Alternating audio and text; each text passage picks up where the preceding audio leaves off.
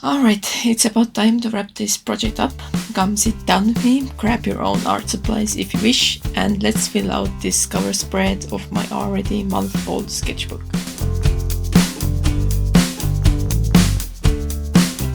Getting this project out here has been a journey to say the least. Now I can finally take my ruler and measure out the size of the full spread of the sketchbook and get the thumbnail that was chosen by you all and fixed up by me onto this cover spread finally. Actually, I've been doing this project for over a month.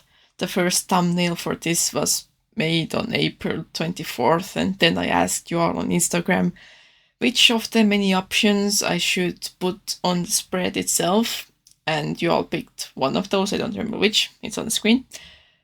And then I was like, I don't know, it was missing something, so I made another thumbnail on May 11th, maybe something like that. It doesn't have a date on it for some reason. But yeah, and then I didn't like that either, so I mixed everything from everything that I liked up and put that onto the cover spread. But right now I'm measuring out the size of the full spread, putting that on the thumbnail so I can figure out how big everything will be and place the main foreground lines and the room guidelines onto the paper onto which I can build everything else later. Width of the cover spread ended up being around 41 centimeters and the height around 29. And essentially I divided the bottom part into 5, I think. Yeah, I divided it into 5. So the chair would be 1/5 of the width and so on. And then from there on I measured everything by eye. So I took my pencil case, for example, put it next to my Ohuhu marker case and looked what is bigger, what is smaller, how much bigger, how much smaller. And then from that put it onto the sketch. Just measured by eye, nothing specific like I usually do when I make my room designs and stuff. Then I figure out absolutely the precise sizes for everything, but here I took it loosely and just had to get the feel right. It wasn't important if something was a bit bigger or smaller than it really is. Now that I look back to it, I maybe wish that I measured my laptop or some big key elements, but really, it still gives the feel for it and everything looks nice in the end, so it doesn't really bother me this time. Now that we are adding details, then I'm coming in here with the chair right away. As I said, it's approximately 1/5 of the width of the sketch. I changed up the chair quite a few times even after I stopped touching it up right now. I will come back to it later. I really can't get the cushion of the chair right for some reason. It is hard to draw squishy stuff, and from this angle I probably should have figured out the angle of the sketch a bit better at the start. As I said, I didn't really come in here with a straight up visual plan as I have for my interior design and room design sketches and drawings and crafts, but it's a sketch, it's fine. Then here I'm going on adding the window lines. The window actually is inspired by my own room. My room is quite small, it's rectangular, so the smaller wall that is facing out has a whole wall of a window on it. And I used to have my table in front of the window, so I was looking out facing the window every time when I was working.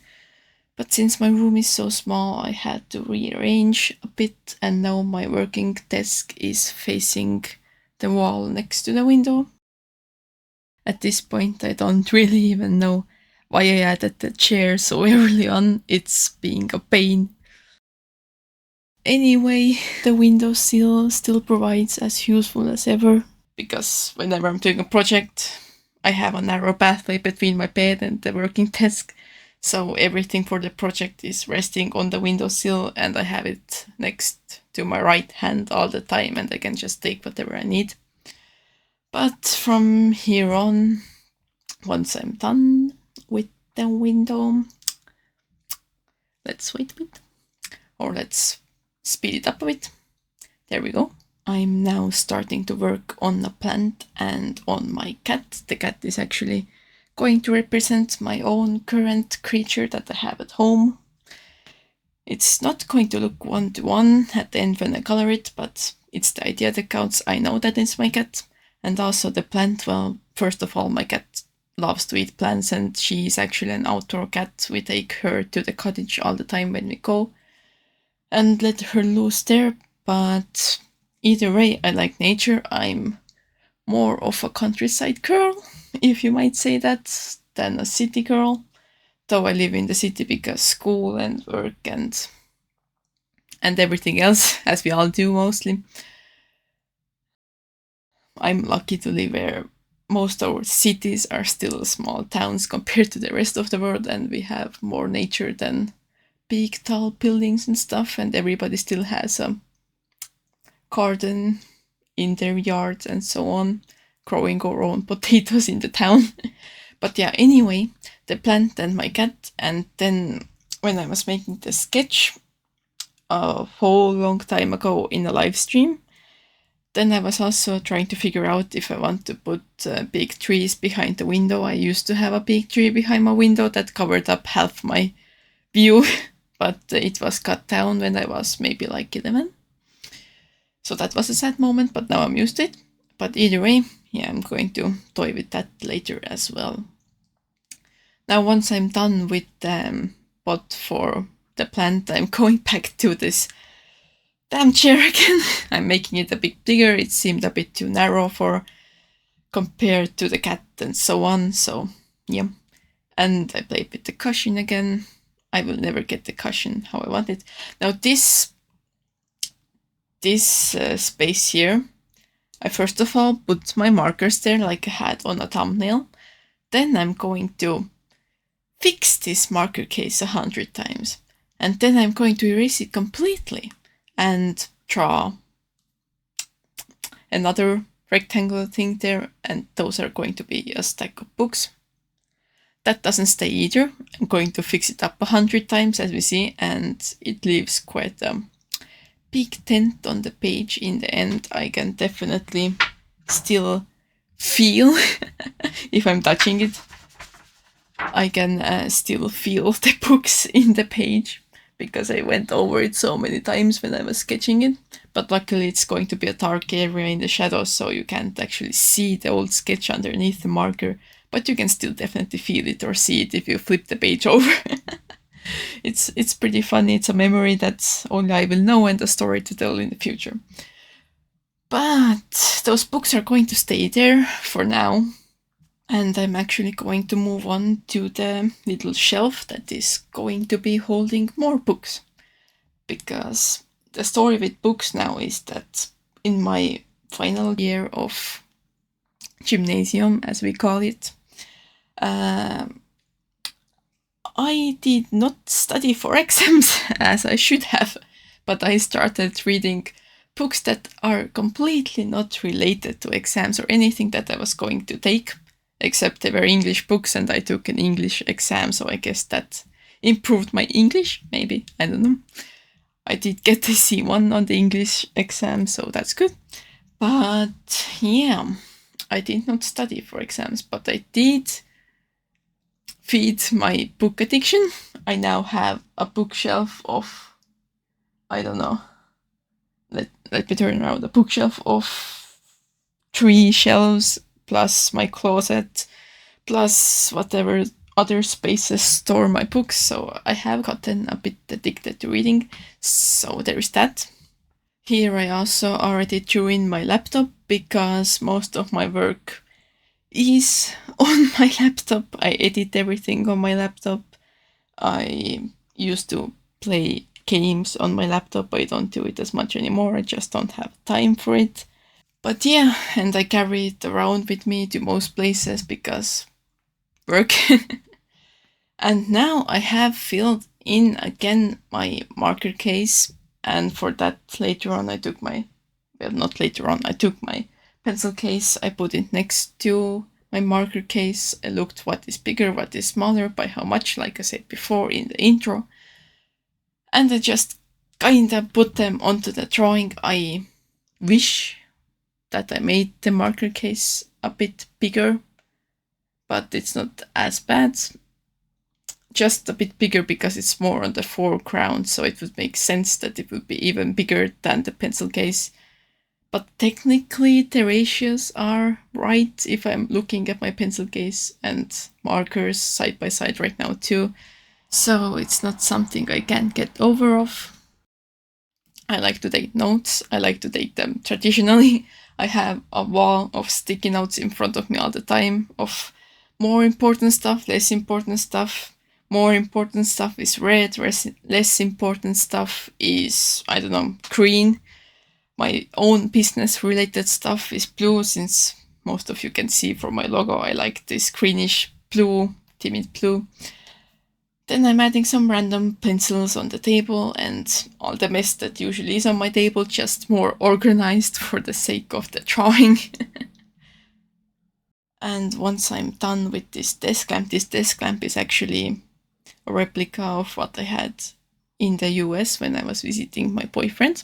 He had a cool desk lamp that had storage in it as well, and I'm all for storage because I'm used to living in a tight space, and even though I had a huge room there, huge for me, I still found ways to find stuff that, or find furniture that would be compact and store a lot of things. So I was all for the lamp. But now I'm going on and adding the big lights, decorative lights. They don't give anything, any value. But yeah, I'm adding them there because I'm extra like that. I like adding little pretty things, even though I don't have as much of it in my room. I mean, who am I lying to? I have a How to Train Your Dragon collection of more than 50 dragons and, I don't know, pins on my planes. And everything else too, so I have a lot of junk in my room. But yeah, I added lights up there just so the corner wouldn't be as empty.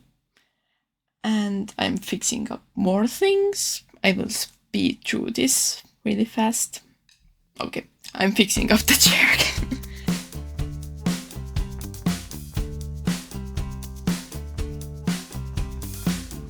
Okay, and here I'm adding in final details that I have missed from the front view, or like foreground. Finally, English came back to me. So I'm adding the details to the foreground and fixing up everything or anything that I didn't like. So the point of the window view mostly is just to show my imagination, to show the place where I am feeling like that I am right now, which is a big city, which is nothing like what my view is right now here. Look, I will put the view on the screen. It's nothing like the view I have right now, but just the feeling of it, the space that I feel I have to be in to do something that will get me to be successful, especially when I'm going to study in a bigger town for interior design during fall again now. I mean, big news.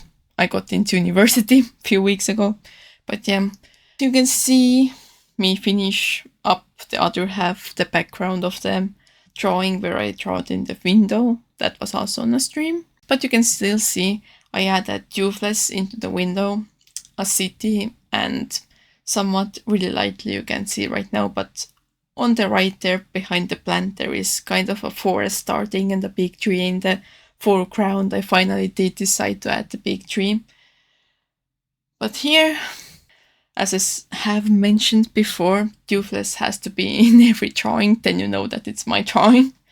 In art school, my teachers used to say that they know right away which drawing is mine, because in every drawing of mine there was a tubeless somewhere hidden away.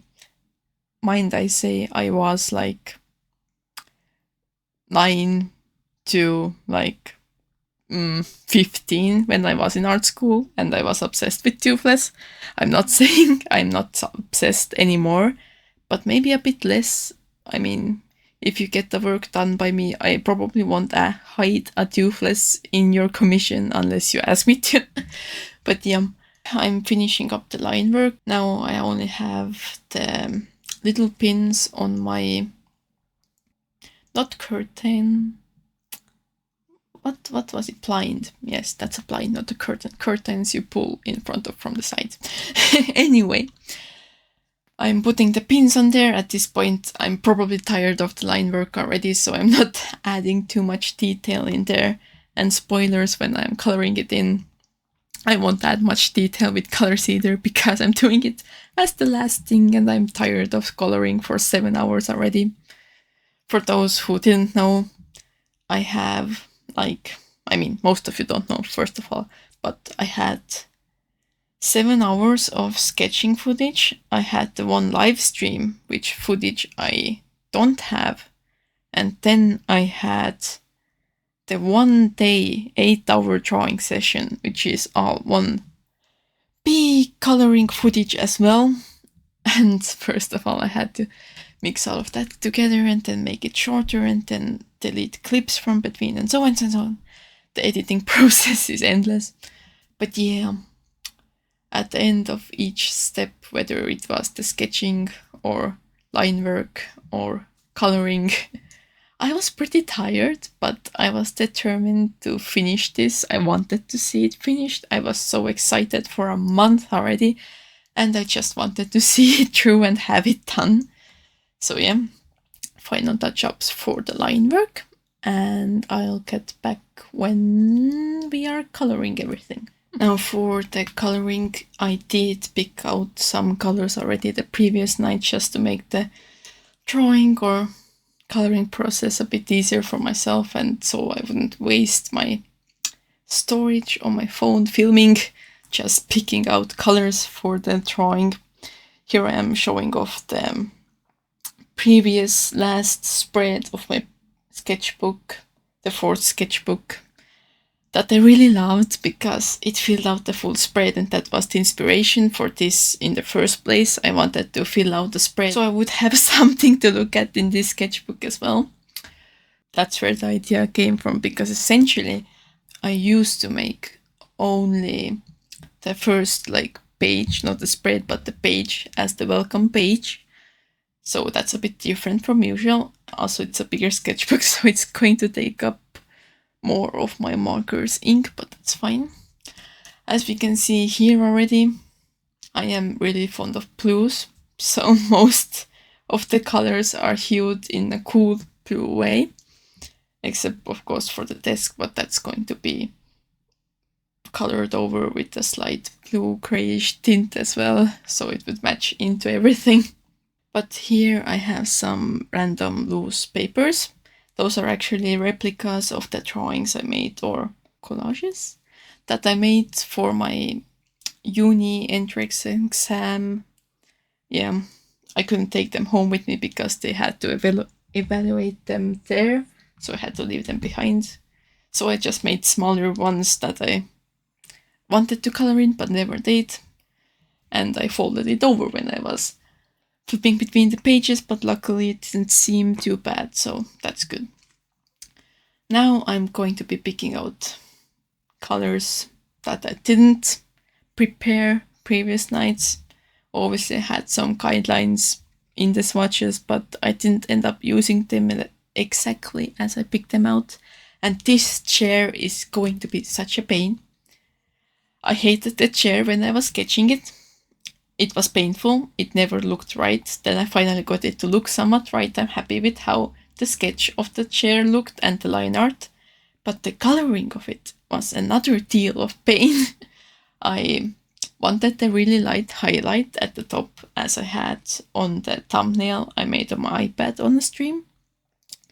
And I wanted the dark shadow because the light won't reach all the way behind the chair.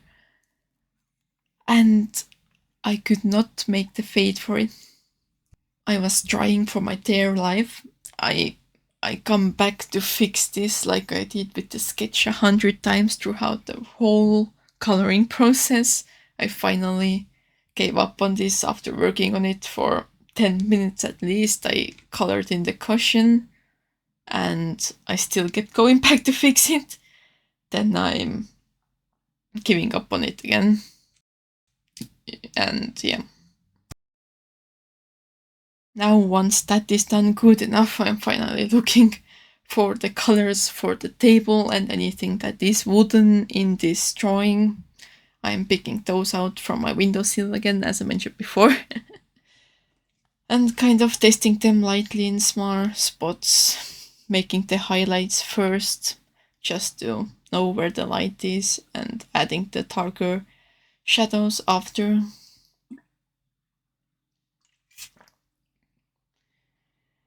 And once those contrasting colors are down, I'm going to start fading and smudging them together as good as possible and as much as necessary, because I do like sharp shadows, though I don't think sharp shadows are really good here, because I did end up going for more of a realistic fade. My tongue got really tied. Maybe it's not a good idea to do over half an hour voice recordings in a row. Oh well, note to myself for next time.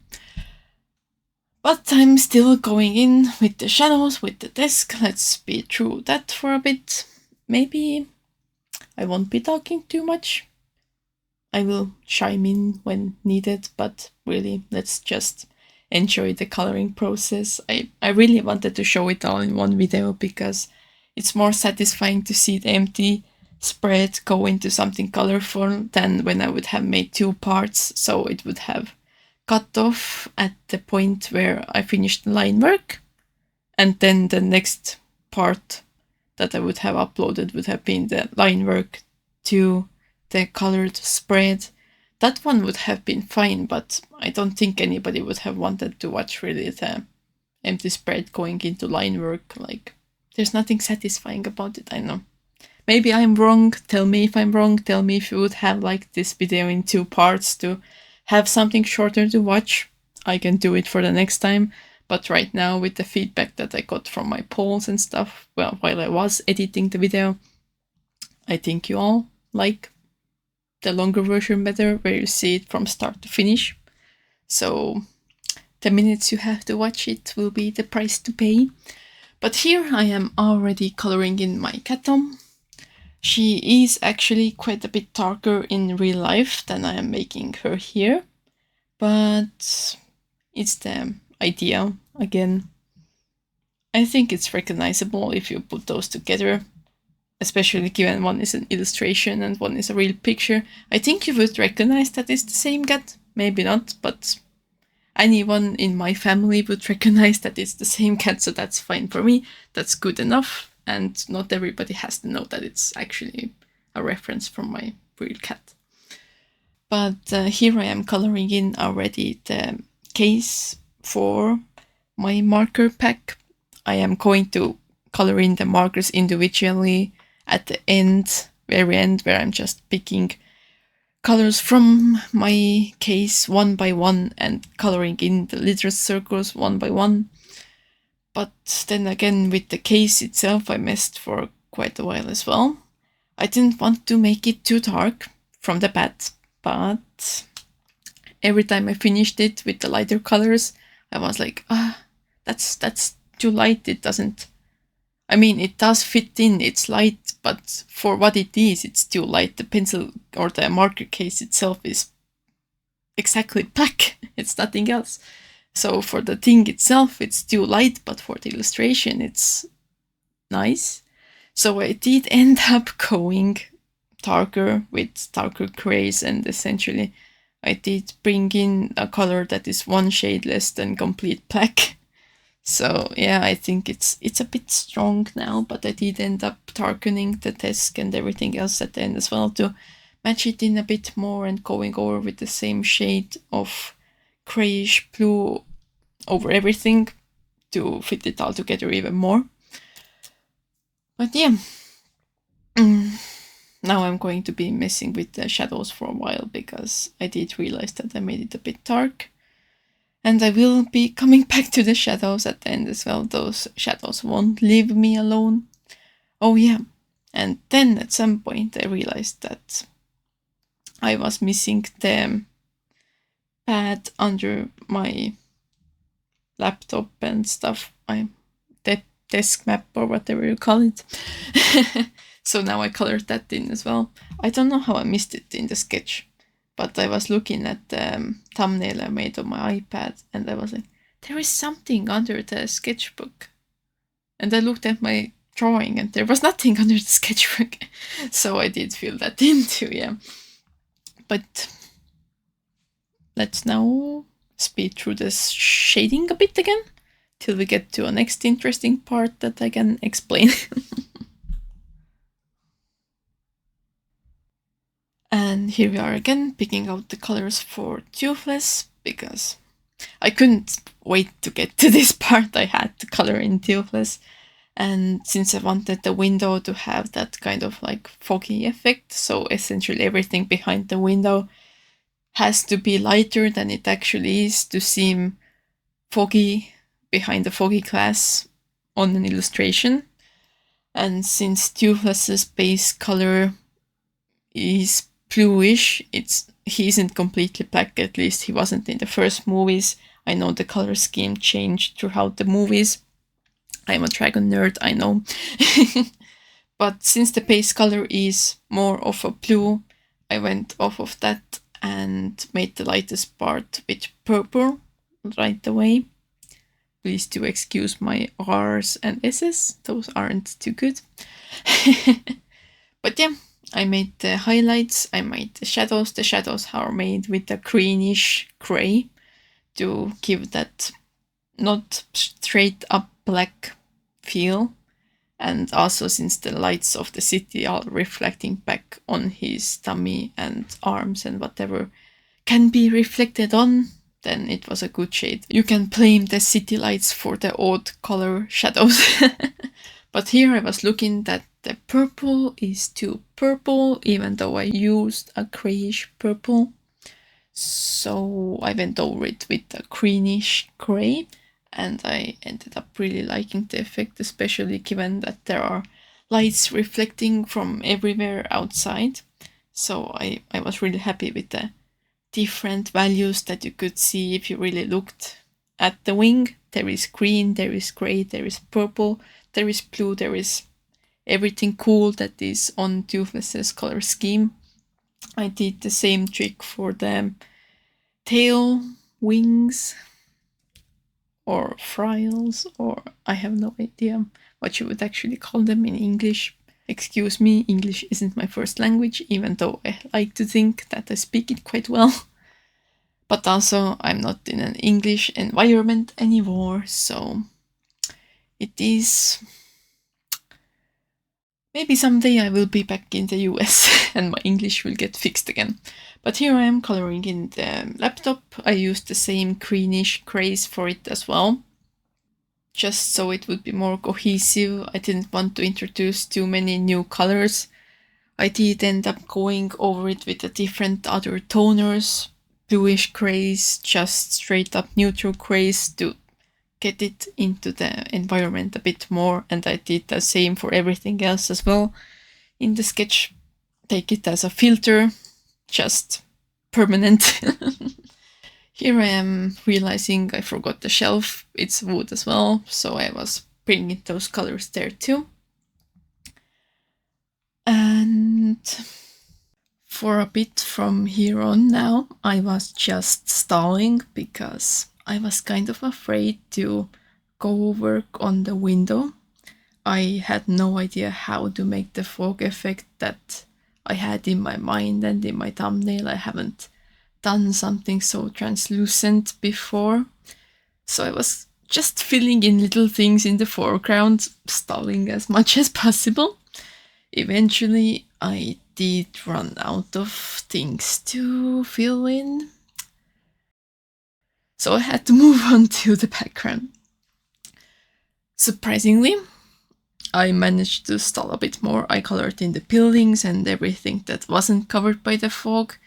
Right now the technique was just to make the colors lighter than they would be at night because it is behind the foggy glass, so the colors won't come off as strong. And once I did get to the fog part, I was surprised. I haven't colored with markers for a while. I've been busy with commissions and digital work. But I knew the trick still to start light, and I managed to make the translucent effect completely unintentionally, which usually is how it happens in art. But I was so happy, I was so excited. I got the first bit of fog down, I got the first darker shade into there, and I just experimented riskily on the finished art piece, but I did do the experiment. I left a bit of lighter edge between the line work and the darker see-through part of the fog, and the effect was there. I was so happy.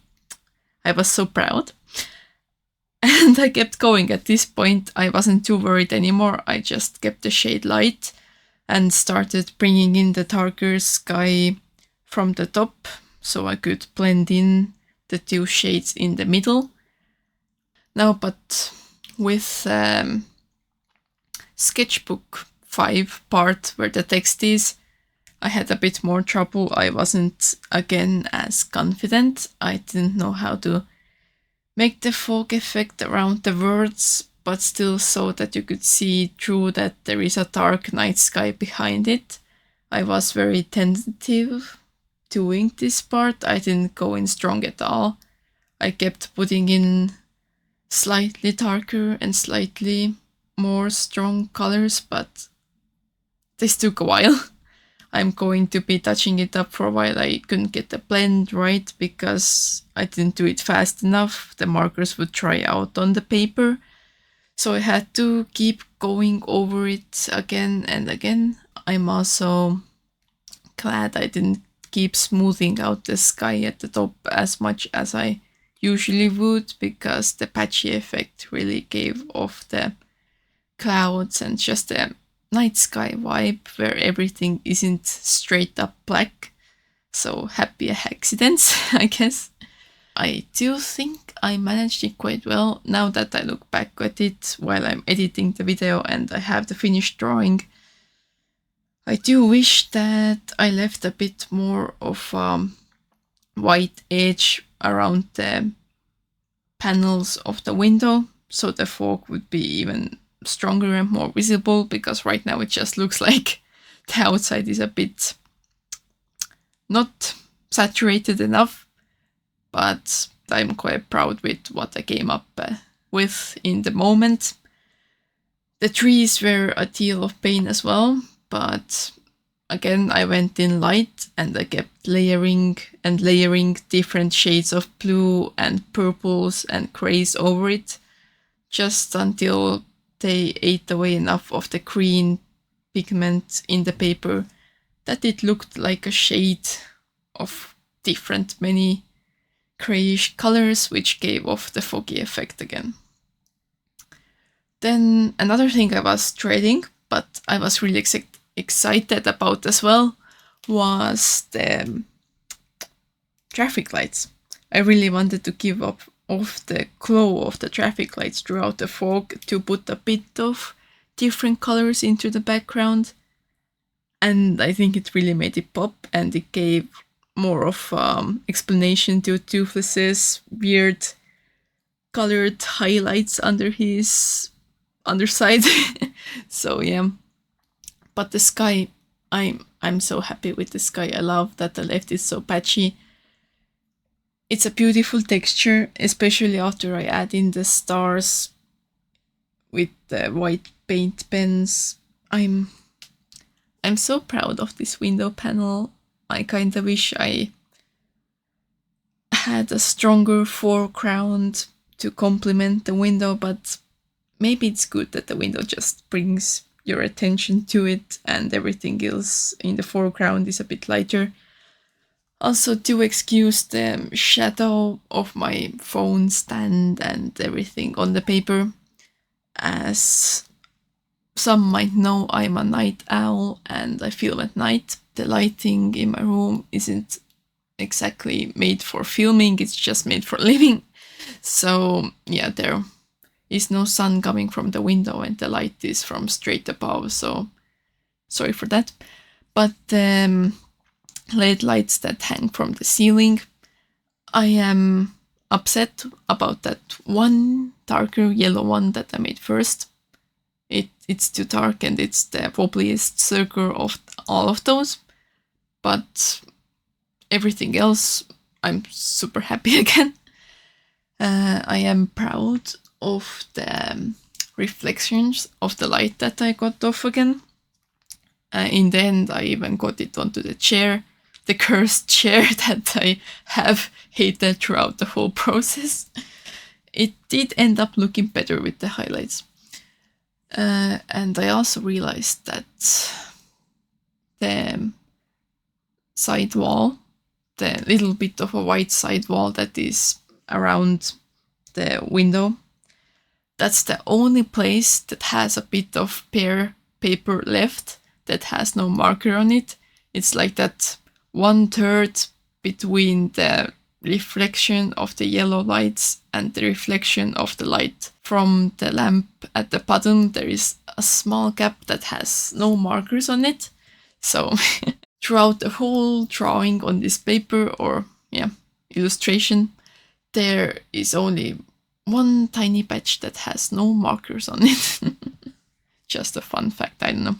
For some reason, my mind was like, oh, that's a cool fact. But now I'm coloring in the books. I realized that I hadn't done those yet for some reason. I'm actually going to later on in the after touch-ups from after the recording write on some titles of my first books that I read as well. So keep an eye out for that. Maybe you will see what books I started my reading journey with. And then I'm simply coloring in the plant. I didn't want to put the plant colors too similar to the tree colors in the background, though I also didn't like really the vibrant color for the plant. But it's fine. Let's just say it is the light's reflection again.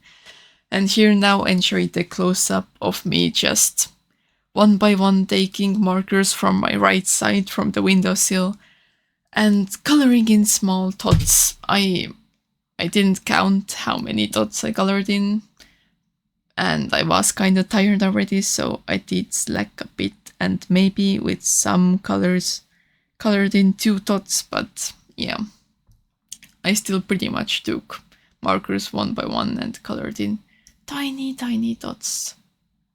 But look at it, it's satisfying to look at.